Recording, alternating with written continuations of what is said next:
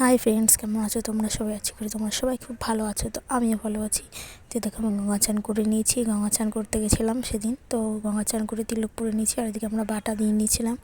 তো আমরা এসেছি এখন পোড়ামাতলা মন্দিরে, নবদ্বীপের।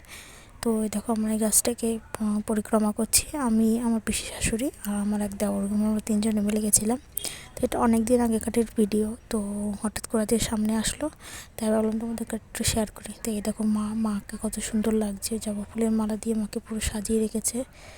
তো তোমরা কে কে নবদ্বীপ থেকে আমার ভিডিওটা দেখছো আমাকে কমেন্টে জানিও। তো এই দেখো আমরা পুজো দেওয়া হয়ে গেছে। তো আমরা এখন আসছিলাম গঙ্গার উপর দিয়ে। তো আমরা এখন যাবো সরোবরের ঘাটে। আমাকে দেখো কেমন সুন্দর লাগছে।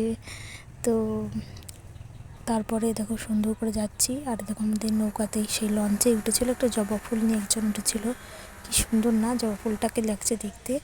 তো এই দেখো তারপরে আমরা যাচ্ছিলাম ওই যে ওইদিকে জলঙ্গি আর ওইদিকে গঙ্গা। অনেকেই বলে এটা গঙ্গা যমুনা, তো কিন্তু না, এটা জলঙ্গি। তো তোমরা জানিও আমার ভিডিওটা কেমন লাগলো। ওটা বাই।